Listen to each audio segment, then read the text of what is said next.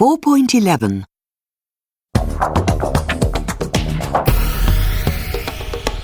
Good afternoon to all. In today's Modern Manners programme, the subject is family and what to do with rude relatives. Our etiquette expert, Sarah, is here to take your calls, so if you have a family member who behaves badly and you don't know what to do about it, just call us here on 0207 946 0671. And our first caller is Belinda from Salisbury. Hi, Belinda. Tell us about your rude relatives. Well, I hate to say it because it's such a cliché, but it's my mother-in-law. She's a nice woman, don't get me wrong, and on the whole we get on well, but one thing she does, which I think is really rude, is that whenever she comes for a meal, she criticises my cooking. I'm not a professional, obviously, but I think I'm a pretty good cook, and it really annoys me, especially after I've spent hours making something really nice. OK, so Sarah, over to you. How should Belinda deal with her mother-in-law? Hi, Belinda. I know this won't be easy, but when she does this, I think you ought to be the one who behaves well. Stay calm, thank her as politely as possible for her advice, and change the subject. You shouldn't argue with her because she won't change her opinion, and it won't make you feel better either. Instead, encourage your husband, or another relative, to say how great your cooking is in front of your mother-in-law. When she sees that her criticisms aren't having any effect and that everybody else loves your food, she'll either stop criticising or she'll start paying compliments herself. Thanks very much for that, Sarah. And our next caller is Damien from Sheffield. Hi, Damien.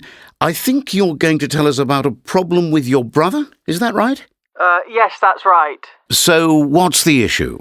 Well, he lives in London and he likes coming up to stay from time to time, which is great, but he's just phoned me saying he's coming next month and he's bringing his new dog.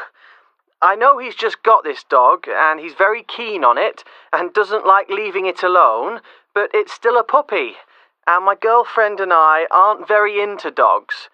Also, we've just redecorated our house and we've done a lot of work on the garden, and I'm pretty sure the dog's going to destroy them both.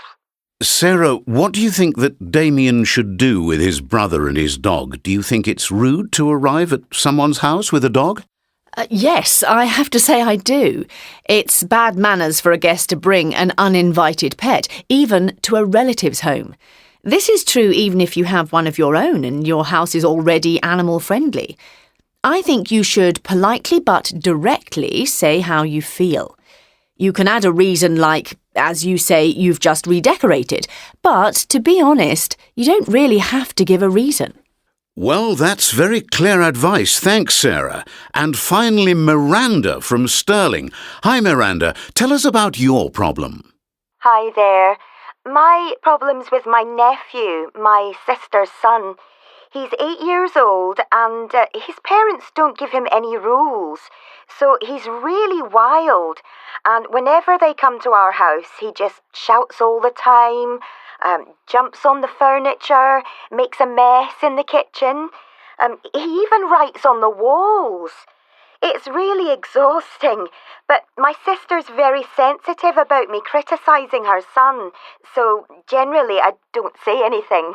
But I've reached the point where I'd almost prefer it if they didn't come round. Sarah, what should Miranda do with her nightmare nephew? You must speak to his parents before their next visit, or at least your sister. But instead of being critical, say how great it is that their son has so much energy and how much you love him, but then explain that he has to calm down a bit when he's visiting. And at the beginning of his next visit, welcome him, but give him some rules for your house. Say, "Hi, it's great to see you again, but just a couple of house rules. No jumping on the furniture. And if you want to draw, please use a piece of paper. You mustn't write on the walls." He won't mind, and in the long run, your sister will be grateful.